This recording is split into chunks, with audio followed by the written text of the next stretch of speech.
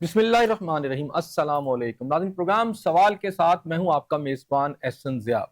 ناظرین، اس وقت دہشت گردی کی عدالت نے پنجاب اسمبلی میں اپوزیشن لیڈر احمد خان بچر جو ہیں ان کو 9 مئی کے واقعات کے اندر سزا سنا دی ہے، اور ان کے علاوہ تقریباً 32 افراد ایسے ہیں جنہیں یہ سزا سنائی گئی ہے، اور یہ تقریباً 10 سال کی سزا ہے۔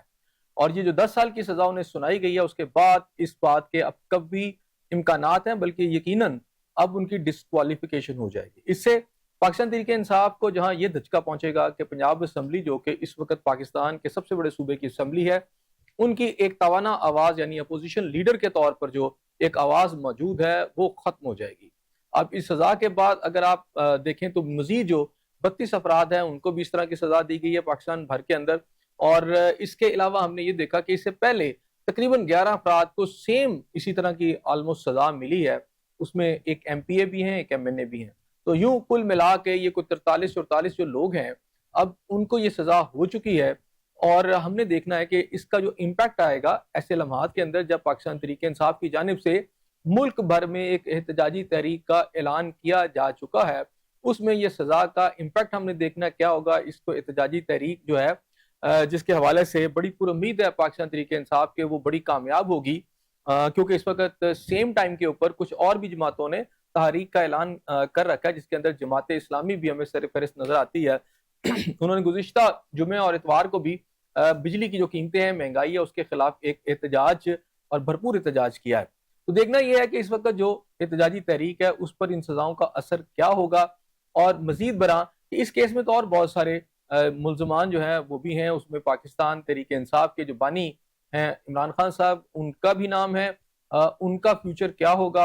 اور اس کے علاوہ جو ایک اہم موضوع ہے جو شاید پاکستان کے میڈیا میں اس طرح ڈسکس نہیں ہو رہا اور کہیں بڑا ایشو ہے، کیونکہ پاکستان میں بلوچستان میں جو اندوہناک واقعہ ہوا تھا، ڈیفینیٹلی ایک وہ بہت بڑا واقعہ تھا، اس کے اوپر پاکستان کے اندر بہت آواز اٹھائی گئی، لیکن ابھی دیکھنا یہ ہے کہ اس کے اندر کیا ہوتا ہے، کیا طاقتور لوگوں کو سزا ملے گی یا نہیں۔ لیکن اس سے کہیں بڑا واقعہ اور اس سے بڑا کہیں انسانی المیہ جو ہے اس وقت غزہ میں رونما ہو رہا ہے، فلسطین میں رونما ہو رہا ہے، جہاں بھوک جو ہے وہ موت بن کے ناچ رہی ہے۔ ہزاروں افراد جو ہیں بھوک کی وجہ سے مر رہے ہیں، اور انسانی تاریخ کا یہ ایک اتنا دردناک اور اتنا آپ سمجھے کہ ایک برا قسم کا ایک واقعہ ہو رہا ہے جس کی جتنی بھی مذمت کی جائے کم ہے، لیکن اس سے کہیں زیادہ مذمت جو ہے اس بے حسی کی بنتی ہے، اس کیلسنس کی بنتی ہے جو عمومی طور پر جو پوری دنیا اس کے اندر اور خاص طور پر مسلم امہ کے اندر نظر آتی ہے، جہاں کی لیڈرشپ اس خاموش تماشائی کے طور پر سامنے آئی ہے، اور وہ اس کے اوپر کوئی بھی ایسا پریکٹیکل سٹیپ نہیں اٹھا رہی جس کی وجہ سے اسرائیل کے ہاتھ روکے جا سکیں۔ تو آج انہی دو موضوعات کے اوپر بات کرتے ہیں۔ میرے ساتھ شریک گفتگو ہے میرے پہلے مہمان راجہ ذوالقرنین صاحب ہیں، جو کہ سپریم کورٹ بار کے سابقہ سیکرٹری جنرل ہیں۔ ان کے ساتھ جو ہیں جاوید قصوری صاحب موجود ہے، جماعت اسلامی پنجاب کے جو ہیں امیر ہیں۔ مظہر برلا صاحب ہمارے ساتھ ہوں گے ٹیلی فون لائن کے اوپر، اور اس کے علاوہ محمد نوید چودھری صاحب جو ہیں گروپ ایڈیٹر ہیں سٹی 42، اور پاکستان میں ان کا ایک بڑا نام ہے، تجزیہ کار ہے، وہ بھی ہمارے ساتھ موجود ہوں گے۔ سب سے پہلے ذوالقرنین صاحب آپ کی طرف آؤں گا، یہ جو سزا ہے اس کو کس طرح دیکھتے ہیں، اس کا جو قانونی پہلو ہے؟ دیکھیں جی، اس موقع پر بچر صاحب کو سزا دینی جو ہے وہ کوئی قابل ستائش نہیں، لیکن جس صورتحال میں پاکستان کی ریاست گزر رہی ہے اور جس قسم کی پاکستان کی ریاست کی صورتحال عالمی تناظر میں آپ دیکھ سکتے ہیں، اس میں 9 مئی کے واقعات کو درگزر کرنا وہ بھی بہت بڑی ایک غلطی ہوتی، ٹھیک، کیونکہ 9 مئی کے واقعات پاکستان میں وہ براہ راست پاکستان کی فوج پر حملہ تھا، کوئی جو مرضی کہے، لیکن اس میں نظر آیا کہ پورے پاکستان میں ایک منصوبہ بندی سے پاکستان کی افواج کے جو یعنی مین جگہ تھی جو عام لوگوں کو پتہ نہیں تھی، وہاں حملے کیے۔ اس سے مراد یہ ہے کہ ڈیفینیٹلی اس کے پیچھے انٹرنیشنل بیکنگ تھی، جو کہ جب افغانستان میں نیٹو فورسز 2001 میں آئیں تو جنرل حمید گل صاحب واحد آدمی تھے جنہوں نے بڑے کھلے بندوں کہا کہ افغانستان بہانہ ہے، پاکستان نشانہ ہے. اور آپ نے دیکھا ماشاءاللہ بہت سینئر جرنلسٹ ہیں کہ اس کے بعد ہزاروں کی تعداد میں پاکستان میں ٹارگٹ حملے ہوئے. سری لنکا کی ٹیم پر حملہ ہوا، جی ایچ کیو پہ حملہ ہوا، میران ایئر بیس پہ حملہ ہوا، سرگودا ایئر بیس پہ، کامرا ایئر بیس پہ حملہ ہوا. پورے پاکستان، ایون سیاہ چین میں وہ سائنسدان مرڈر کیے گئے. یعنی وہ ایک سیریز آف ٹارگٹ کلنگ اور ٹارگٹ اٹیکس جو تھے وہ باقاعدہ، وہ ڈیفینیٹلی انٹرنیشنل اسپانسرشپ کے بغیر ممکن نہیں تھے، لیکن وہ ہوئے. اس سے مراد یہ ہے کہ نیٹو فورسز اس کے پیچھے تھی. ٹھیک ہو گیا یہ پوائنٹ آپ کا. اور جب نیٹو فورسز یہاں سے گئی 2022 میں تو اب دیکھیں وہ اٹیک اس طرح نہیں رہے، اب اس کی صورتحال بدلی. تو آپ کا مطلب یہ ہے کہ اس وقت جو ان کی سزا ہوئی ہے وہ ٹھیک ہوئی ہے؟ میں سمجھتا ہوں کہ اس مرحلے پر ہمیں نیشنل کنسنسس کرنا چاہیے، اور جو مقتدر حکومتیں ہیں جو انہوں نے آؤٹ اسٹینڈنگ پرفارمنس 7 مئی 2025 کو، 7، 8، 9 اور 10 مئی کو انہوں نے انڈیا کے خلاف دکھائی، اور بعد میں جو آؤٹ اسٹینڈنگ رول انہوں نے ایران کے ایشو میں 12 جون 2025 میں دکھایا. حالانکہ اگر وہ چاہتے تو ڈارمنٹ رہ سکتے تھے، کیونکہ ایران نے ڈیفینیٹلی کوئی پاکستان کی ریاست. اچھا، آپ کا پوائنٹ یہ ہے کہ یہ ٹھیک ہوا ہے. میں اس کی طرف آنا چاہ رہا ہوں کنسنسس کے ساتھ. آپ کیونکہ آپ کہہ رہے ہیں کہ باقی جو واقعات کے تحت آپ ہم بھی میں سمجھتا ہوں کہ ملک ریاستی جو انٹرسٹ ہے نا، اس حوالے کے ساتھ یہ فیصلہ کوئی غلط فیصلہ نہیں. جی، آپ اس پر کیا کہتے ہیں جاوید صاحب؟ راجہ صاحب تو کہتے ہیں کہ جناب جو ریاستی انٹرسٹ ہیں اس حوالے سے تو ٹھیک ہے. جی، بسم اللہ الرحمن الرحیم. بہت شکریہ. راجہ صاحب قابل احترام ہیں، سینئر وکیل ہیں. گزارش یہ ہے کہ مسلم لیگ نون کے سینئر رہنما خواجہ آصف صاحب آن ریکارڈ ہیں کہ اس وقت پاکستان میں ایک ہائبرڈ نظام چل رہا ہے، اور 26ویں آئینی ترمیم کے بعد سپریم کورٹ تو مکمل طور پہ جو ہے وہ فتح کر لی گئی ہے، اور اس کے بعد کی جو صورتحال ہے، یہ کس نے فتح کی ہے؟ ظاہر ہے وہ فتح جو پارٹیاں اس وقت اقتدار میں ہیں، جو پارٹیاں اقتدار میں ہیں انہوں نے، اور جو ان کو لے کر کے آئے تھے انہوں نے مل کر کے سپریم کورٹ کو فتح کیا ہے.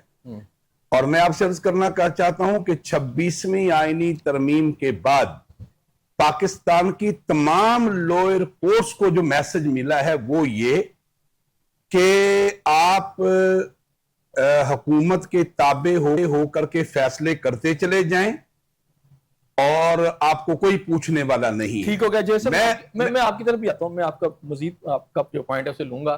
مظہر برلا صاحب ناظرین ہمارے ساتھ موجود ہیں، ان سے بات کر لیتے ہیں. مظہر صاحب، آج 10 سال کی قید پنجاب اسمبلی کے اپوزیشن لیڈر کو دے دی گئی ہے. 32 افراد ہیں ٹوٹل کل ملا کے، اور اس سے پہلے بھی 10-11 افراد کو ہوئی. تو آج جبکہ پاکستان تحریک انصاف کوئی تحریک چلانے جا رہی ہے، اور ملک کے ان حالات کے اندر ایک اپوزیشن لیڈر کو 10 سال کی سزا سنا دینا، یہ اسے کس طرح دیکھتے ہیں آپ؟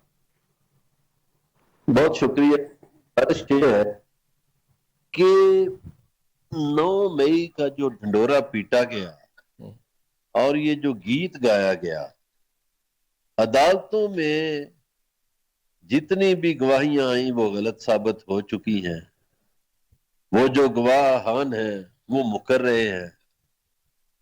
تو گواہان کے مکرنے کے بعد ان سزاؤں کا سنایا جانا، اور پھر وہ جج صاحب جنہوں نے آج سزا سنائی ہے وہ فرما رہے ہیں، خود آج ہی فرما رہے ہیں کہ جناب والا احمد چٹھا کو اور بلال اجاز کو تو چھوڑ دیں، ان کا تو نام ہی نہیں ہے.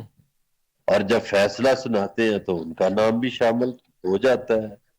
تو اس کا مطلب ہے کہ جج صاحب نے فیصلہ نہیں لکھا، فیصلہ کہیں اور سے لکھا لکھایا آیا، اور یہ جو میرے بھائی راجہ صاحب ریاستی ٹرسٹ کی رٹ لگائے ہوئے تھے، وہ یہ ریاست ہے کیا؟ لوگوں کی ریاستیں ٹیکس والوں کو، جو ٹیکس پیئر ہیں، ان کو سہولتیں دیتی ہیں۔ ہماری ریاست ٹیکس ہم سے لیتی ہے، نہ جان و مال کا تحفظ دیتی ہے، نہ تعلیم کا تحفظ دیتی ہے، نہ خوراک کا تحفظ دیتی ہے، نہ صحت کا تحفظ دیتی ہے، کچھ بھی نہیں دیتی۔ یہ ریاست ٹیکس لینے کے لیے، اور ہمارے ٹیکسوں پہ پلنے والے ہم پہ راج کریں، ہمارے ٹیکسوں پہ پلنے والے یہ ججز غلط فیصلے کریں، ہمارے ٹیکسوں، ان کی تنخواہیں دیکھیں نا ججز کی کتنی ہیں، اور ان کو شرم آنی چاہیے۔ اچھا مجھے مظہر صاحب یہ بتائیے گا اب اس فیصلے کا جو پاکستان تحریک انصاف کی سیاسی جو پولیٹیکل سٹرگل ہے اس پہ کیا امپیکٹ آئے گا؟ اصل ضیاء صاحب، میں تحریک انصاف سے ہٹ کے ایک بات کر رہا ہوں۔ میں اپنے سماج کو جس طرح دیکھ رہا ہوں نا، یہ 9 مئی کے بعد یہ پولیس والے اور ججز یہ بدماش بن گئے ہیں، دونوں بن گئے ہیں، اور ان دونوں نے نفرت کے بیج بوئے ہیں۔ یہ پاکستان کی تاریخ میں کبھی نہیں ہوا تھا جو ہو رہا ہے۔ نہیں لیکن میری اس میں مظہر صاحب ایک بات بتائیے گا، 9 مئی کو جس طرح ریاستی اداروں پر جو چڑھ دوڑی پولیٹیکل جماعت جو ہے، کیا وہ ٹھیک تھا؟ میری ایک گزارش سنیں نا، جی بتائیں۔ آپ 9 مئی کے گواہان کی گواہیاں دیکھیں، اس کے بعد دیکھیں کیا یہ انٹیلیجنس فیلئر نہیں تھا؟ کتنے انٹیلیجنس اداروں کے سربراہوں کے سر آپ نے اتارے ہیں؟ چلے مان لیا 9 مئی ہو گیا، پولیس کہاں سوئی ہوئی تھی؟ آپ نے اس وقت کے آئی جی کا سر اتارا ہے؟ آپ نے اس وقت کا جو وزیر اعلیٰ تھا، جو وزیر داخلہ ہے، ان کو کوئی سزا دی ہے؟ یہ کس کا فرض تھا حفاظت کرنا؟ یہ کون لوگ تھے؟ وہ جو اسپیشل برانچ ہے پولیس کی، وہ کہاں سوئی ہوئی تھی؟ وہ جو اور ہماری 32 ایجنسیاں ہیں، وہ کدھر سوئی ہوئی تھی؟ اور پھر جب کہا گیا کہ اس پہ کمیشن بنا دو، تو کیوں بھاگتے رہے کمیشن سے؟ یہ اسی جماعت نے حملہ کیا تھا جس نے سپریم کورٹ پہ حملہ کیا، وہی جماعت ہے، انہوں نے منصوبہ بنایا۔ چلے اب یہ واقعات میں تو ہو گیا، اب پتہ نہیں آگے۔ میں 9 مئی سے ہٹ کے بات کر رہا تھا، دیکھیے میں تحریک انصاف سے بھی ہٹ کے بات کرتا ہوں۔ جو کچھ ہمارے سماج میں ہو رہا ہے، آئے دن یہ پولیس مقابلوں میں لوگوں کے بچے مارے جا رہے ہیں، وہ جو ابھی شیتل کا واقعہ ہوا ہے، اسی طرح کے اور واقعات ہو رہے ہیں۔ معاشرے میں بھوک اور غربت اور مہنگائی تقسیم ہوتی جا رہی ہے، دولت چند لوگوں کے پاس ہے۔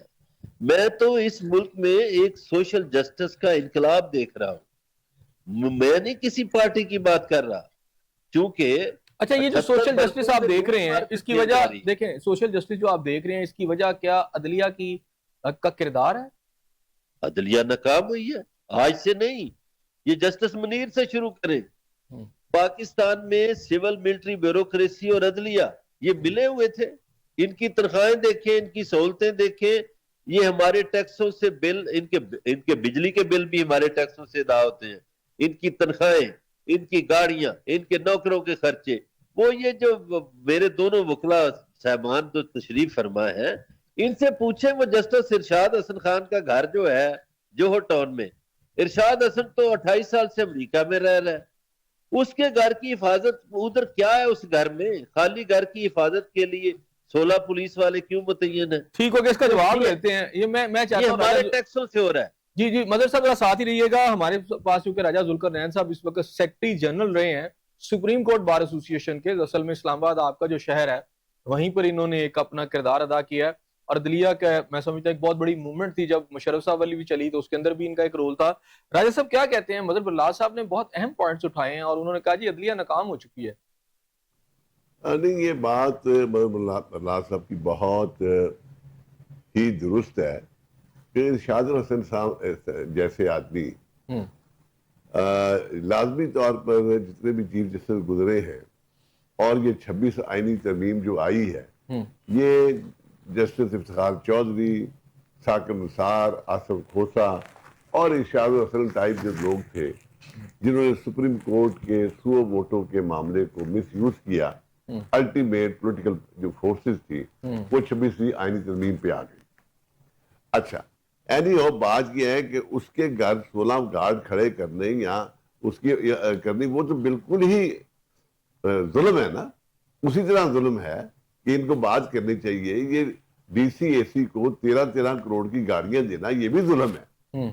اور اسی طرح کوئی بھی پاکستان کی جو ڈیموکریٹک فورسز سے تعلق رکھتا ہے یا پیس فورسز سے تعلق رکھتا ہے یا لبرل آدمی ہے یا یہ جنرل مسلمان ہے، وہ بلوچستان کے واقعے میں جہاں 2 نوجوان جو یعنی نوجوان ایک بچی اور بچہ ایک مذہبی جنونیوں نے قتل کر دیا، وہ اس کو جسٹیفائی کرنا انتہائی یعنی غلط بات. نہیں اچھا اس میں مجھے یہ بتائیں نا، ایک طرف تو یہ واقعات ہو رہے ہیں، دوسری انہوں نے ذکر کیا ایک طرف وہ جوڑے کو مارا جاتا ہے، تو یہاں سی ٹی ڈی کا کردار ہے کہ تقریباً 500 پولیس مقابلے ہوئے ہیں اور تقریباً 550 لوگوں کو پکڑ کے پچھلے 1.5-2 ماہ میں مار دیا گیا ہے. دیکھیں اس پہ ایسے میں اب آپ کی ایک پولیٹیکل فورس ہوتی ہے اور پولیٹیکل ایک لیڈرشپ ہوتی ہے، اسمبلی میں وہ موجود ہے، کیونکہ جب آپ اپنے معاشرے چلاتے ہیں، قانون انصاف کی بات کرتے ہیں، جمہوریت کی بات کرتے ہیں، تو اس کے اندر اسمبلی آپ کی امپورٹنٹ پلیٹ فارمز ہیں جہاں عوام کی آواز جاتی ہے. تو جو لوگ احتجاج کرتے ہیں یا اپوزیشن کا کردار، وہ بھی ایک رول ہے اس کا. اب ان کی لیڈرشپ کو 10 سال کی سزائیں ہو رہی ہیں. ایک طرف آپ کی عدلیہ کا جو کردار آپ خود بھی مان رہے ہیں، جج کے گھر کی سیکیورٹی، دوسری طرف اس طرح کی سزائیں، کیا یہ آصف ریاض صاحب دیکھیں، آپ سینئر موسٹ جرنلسٹ ہیں. میں آپ کو عرض کرتا ہوں کہ پاکستان کی ریاست اس وقت اس خطے میں اہم ترین ریاست ہے اور جس پر باقاعدہ طور پر عالمی قوتوں نے حملہ کیا ہوا ہے. اس کی مثال دیکھیں کہ 4 اپریل 1979 کو بھٹو صاحب کو اس جرم میں سزا دی گئی کہ انہوں نے ایٹم بم بنانے کی کوشش کی یا اس میں پلاننگ کی گئی، اور ضیاء الحق صاحب اس معاملے میں استعمال ہوئے. ضیاء الحق صاحب 17 اگست 1987 کو اسی ایلیگیشن میں انہی فورسز کے ہاتھوں مارے گئے. کہنے کی بات جو میں عرض کرتا ہوں کہ پاکستان کی ریاست، آپ اگر دیکھنا ہے تو پاکستان کی ریاست کی جو عالمی کردار، ٹھیک ہو گیا، 7 مئی اور 9 مئی 2025 میں اسی طرف جاتا ہوں، اور جاوید قصوری صاحب اور 12 اکتوبر کو یہ دیکھیں ایک رول ہے جماعت اسلامی کا، جو رول ہے، آپ چونکہ پنجاب کے صدر بھی ہیں، یہ بتائیے گا کہ اس وقت ایک یہ پوائنٹ یہ اٹھا رہے ہیں کہ جو 7 کو جو ہوا اور پھر 8-9، یعنی ایک طرف عالمی کردار ہے، پاکستان کی ایک ریاست ہے، انڈیا اس کے پیچھے چڑھا ہوا ہے، وہاں ایٹمی ریاست ہے، اسرائیل کی سازشیں سب کے سامنے، امریکن جو ہے سارے آئے ہوئے ہیں، اور دوسری طرف انٹرنل آپ کے ایک پولیٹیکل جماعت ہے، اس کا رول ہے، 9 مئی کے واقعات ہیں. اب سزا جب سزا ہوگی تو رائے صاحب کہتے ہیں کہ اس صورتحال کے اندر یہ جسٹیفائیبل ہے. اچھا دیکھیے، میں عرض کرنا چاہتا ہوں کہ ریاست کس کا نام ہے؟ ریاست کسی ایک ادارے کا نام نہیں ہے، ریاست 25 کروڑ لوگوں کا نام ہے.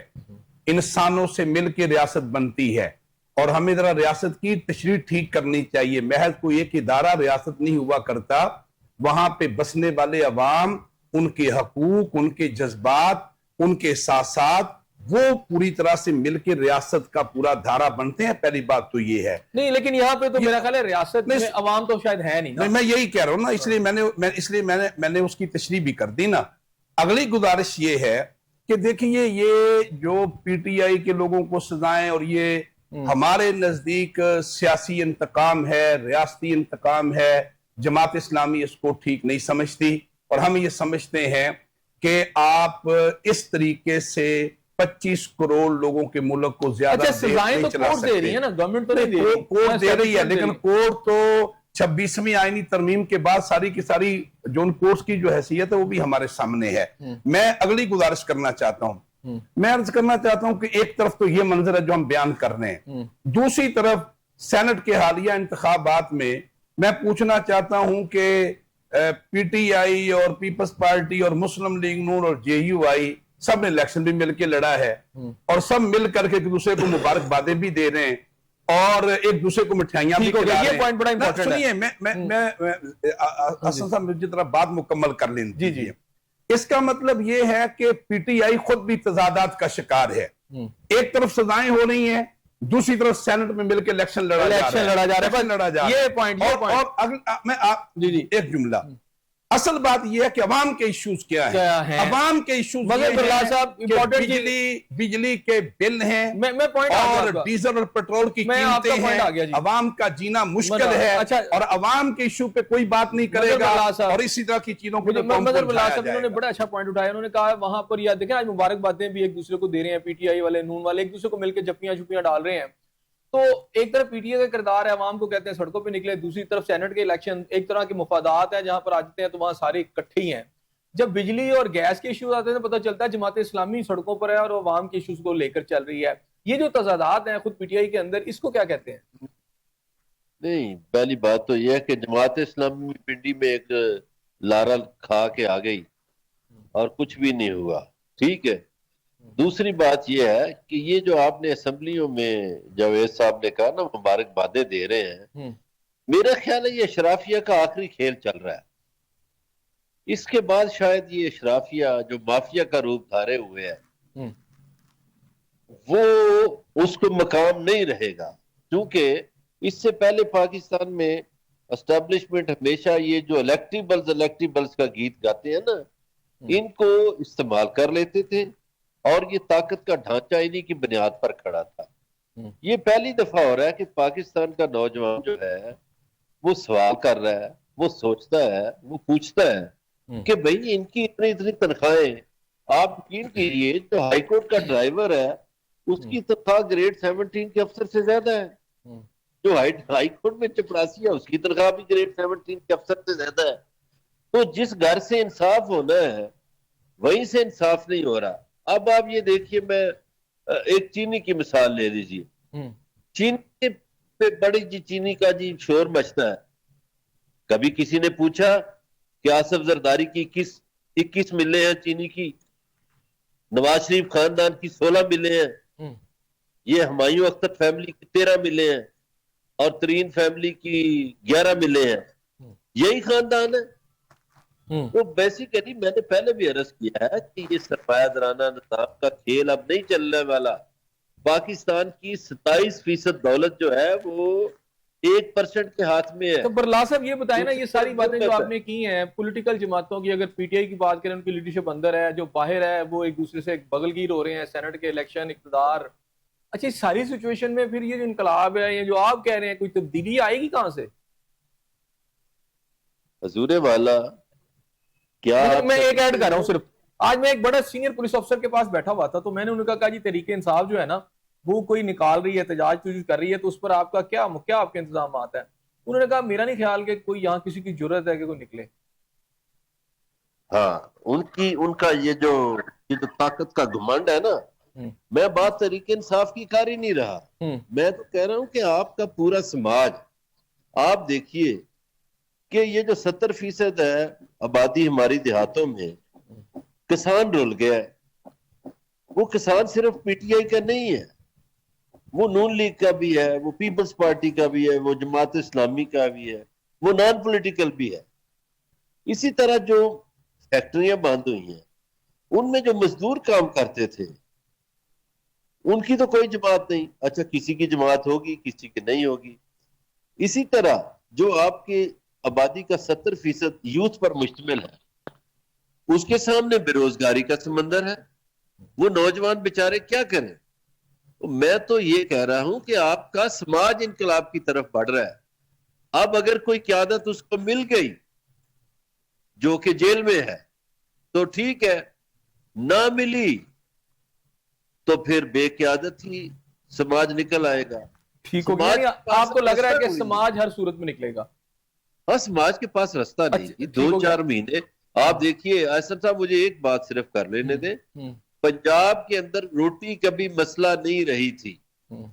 اب مجھے پنجاب کے وسطی اضلاع سے کچھ لوگ ملنے آئے, انہوں نے کہا جی جو دیہاتوں میں کمزور لوگ ہیں وہ 3 وقت کی روٹی نہیں, 2 وقت کی روٹی نہیں, 1 وقت کی روٹی پہ آ گئے ہیں. تو میں نے کہا یار وہ آٹے کا تو مسئلہ نہیں ہے, وہ دال کھا لیا کرے, کوئی سبزی. تو انہوں نے مجھے کہا حضور آپ کو پتہ ہے دال کی قیمت کیا ہے اور سبزی کی قیمت کیا ہے؟ وہ تو بیچارے افورڈ ہی نہیں کر سکتے. تو میں یہ رونا رو رہا ہوں کہ پنجاب میں تو کبھی روٹی کا مسئلہ نہیں رہا تھا. جو اب ہو گیا. اب پنجاب کے دیہاتوں میں ٹھیک ایک کھانے پہ آ گئے ہیں لوگ, ایک وقت کی روٹی پر آ گئے ہیں. ٹھیک ہو گیا. راجہ صاحب مجھے ذرا یہ بتائیے گا کہ اس وقت جو سزا ہوئی ہے یہ ہوئی ہے دہشت گردی کی عدالت سے, آگے سیشن کورٹ کہہ لیں یا ہائی کورٹ کہہ لیں یا سپریم کورٹ, وہاں سے یہ سزا ختم ہو جائے یا موت, اس کے کتنے % چانس ہے؟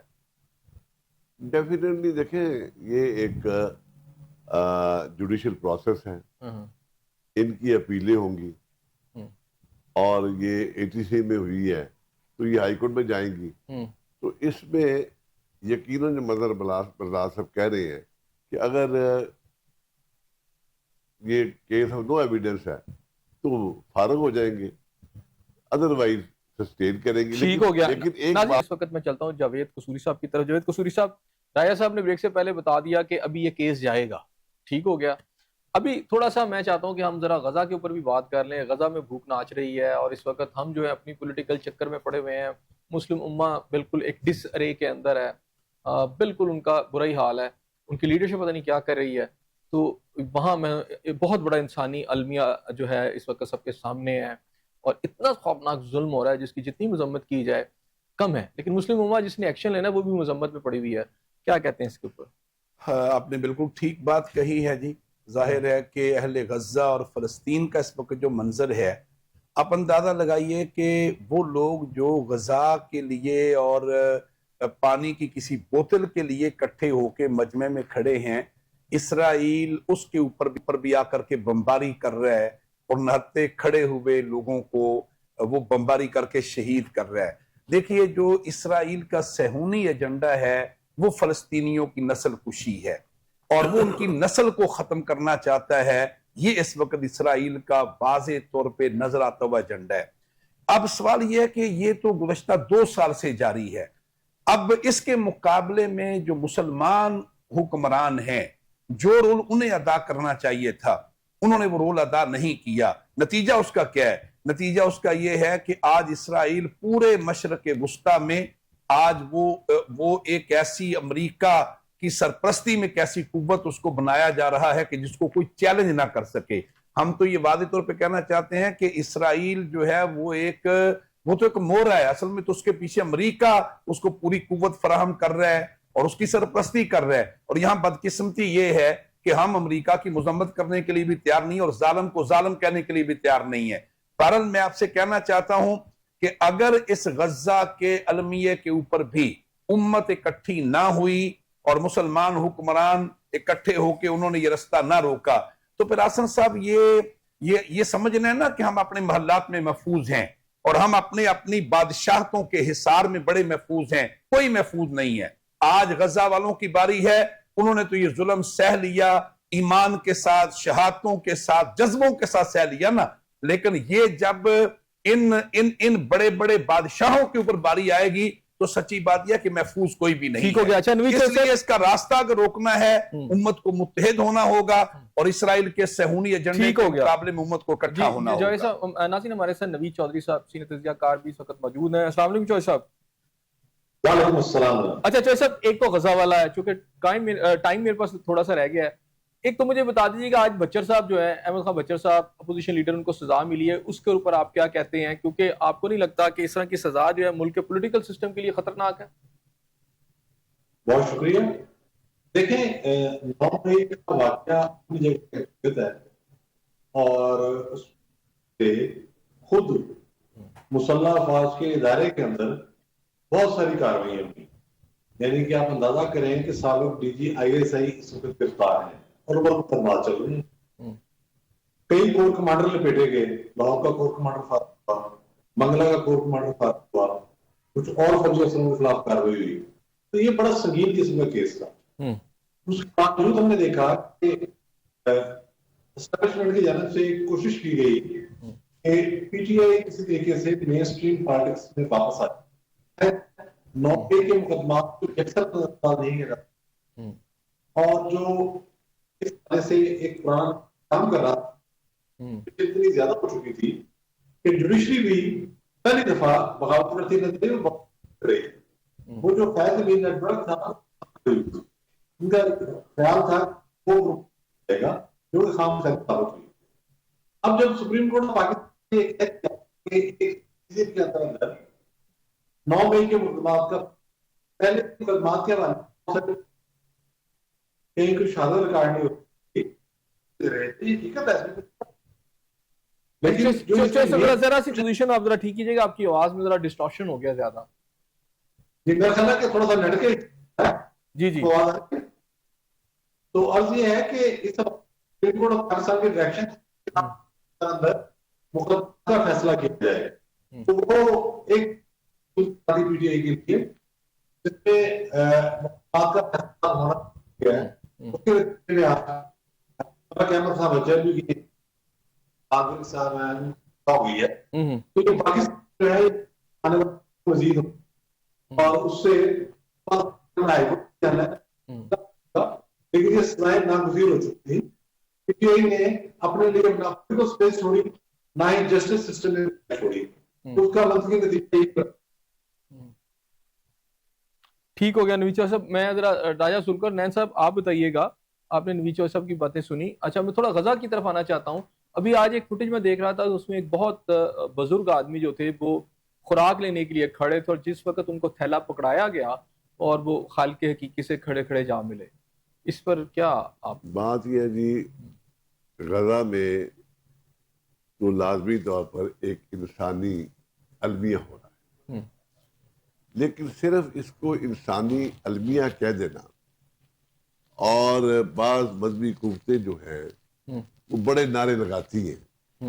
سچویشن یہ ہے کہ بابا عالم اسلام میں پاکستان کی ریاست کے علاوہ کسی نے مجھے بتائے کسی کی جرت ہوئی کہ وہ تہران میں جا کے ایران کے ایٹمی جو ان کا پروگرام ہے اس کی حمایت کرے. میاں شہباز شریف وہاں تہران میں بیٹھ کے انہوں نے ایٹمی پروگرام کی حمایت کی.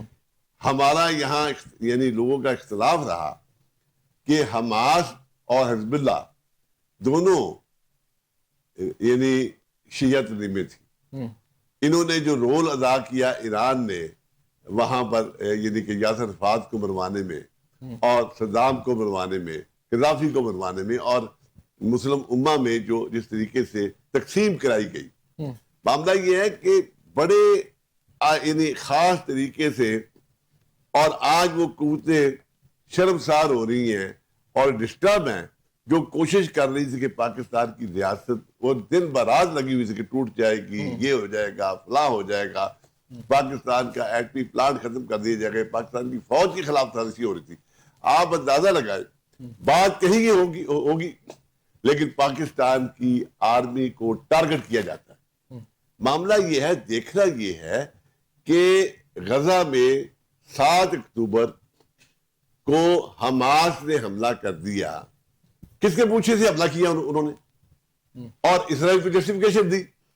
اچھا راجہ صاحب آپ تاریخ کو مسخ نہ کریں, تاریخ کو مسخ نہ کریں. معاملہ یہ ہے کہ انہوں نے حملہ کیا. نہ بولیں, آپ غلط بات کر رہے ہیں. آپ پوری پاکستانی قوم کے سامنے غلط بات کر رہے ہیں. یہ غلط بات کر رہے ہیں. حماس نے جو حملہ کیا, ایسا کر لیتے نہیں دیکھیں آپ کو پوری تاریخ کو مسخ کر رہے ہیں. تاریخ کو مسخ کر رہے ہیں. آپ حماس کے اوپر الزام لگا رہے ہیں اور حماس کے اوپر الزام لگا کے آپ اسرائیل کی بولی بول رہے ہیں. آپ اسرائیل کی بولی بول رہے ہیں. زیادتی کر رہے ہیں. آپ ایکسپوز ہو رہے ہیں قوم کے سامنے کہ آپ یہاں یعنی قانون کی بات کرنے کی بجائے آپ یہاں پہ اسرائیل کی بولی بول رہے ہیں.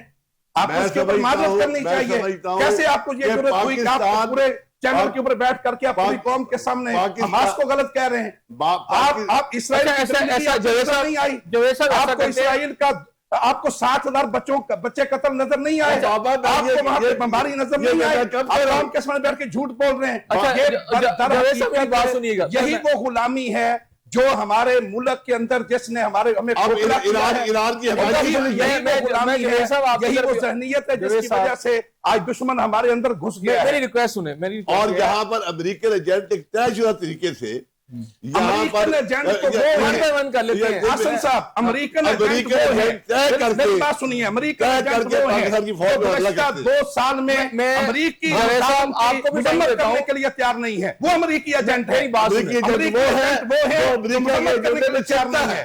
अमेरिकी एजेंट अच्छा, वो है, मेरी बात आपको सुनिए। शर्म आनी चाहिए। में से और कहा आप है, टीवी पे से कि हमास को जो गलत शिया कह रहे हैं। सुन्नी फसाद करता है। आपने बुनियादी तौर पे इसराइली एजेंट होने का किरदार अदा बिल्कुल किया है। नहीं, इस अमेरिकी एजेंट वो अच्छा, है मेरा जो ख्याल है थोड़ा सा पाकिस्तान कूल की डाउन हो फौज के जाए, खिलाफ थोड़ा सा कूल डाउन हो जाए। कौन प्रोपेगेंडा करता और है? जो किसने प्रोपेगेंडा किया? बिल्कुल कैसे? पाकिस्तान इंडिया के खिलाफ अच्छा। जंग हुई। हसन साहब, पाकिस्तान इंडिया की लड़ाई हुई, जमात इस्लामी के अमीर हाफिज नईम उर रहमान साहब सबसे पहले कौमी लीडर हैं जिन्होंने फ्रंट के ऊपर आके कहा कि हम पाकिस्तानी फौज के चलिए, साथ अच्छा, हैं। आपका दोनों हम का साथ पॉइंट आ मिलकर गया, के लड़ेंगे। आपका दोनों का ये आप पॉइंट आ गलत गया। बात कर रहे हैं। अच्छा, पाकिस्तान मेरी की बात फौज सुनिए। के खिलाफ बकायदा एक तयशुदा तरीके से यहाँ अमेरिकी जो एजेंट है वो करफियत पैदा करते हैं। अच्छा, इसका और इसका पाकिस्तान ने हमास ईरान को के- बचाया है। हमास के- ईरान को बचाने में ठीक हो गया, मेरी पॉइंट आ गई। पाकिस्तान ने आपके हमास दोनों को के गलत पॉइंट आ क्या गए। करके आपने बिल्कुल नहीं। 60,000 शहीदों के खून के साथ गद्दारी ये किया है। बिल्कुल शर्म आनी blackmail- चाहिए आपको। ये बिल्कुल ब्लैक शर्म आनी चाहिए आपको। अच्छा, एक सेकंड मेरी बात सुनिए। नवीद चौधरी साहब, आपने दोनों की बात अफसोस की सुनी, बात आपका है। व्यू पॉइंट क्या है? आप वकील बने जय हैं। साहब, मैं- आप कैसे वकील हैं? अच्छा, जय साहब, आप प्लीज। कौमी चैनल के ऊपर आपको जरूरत कैसे हुई?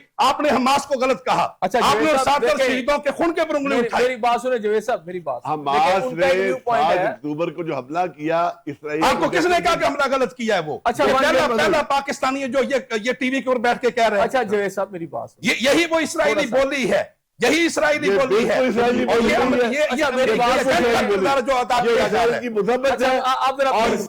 गजा के शर्म आनी नवीद चाहिए आपको। अच्छा, जवेद साहब, एक सेकंड प्लीज, आप दोनों जरा थोड़ा सा खामोश रहे।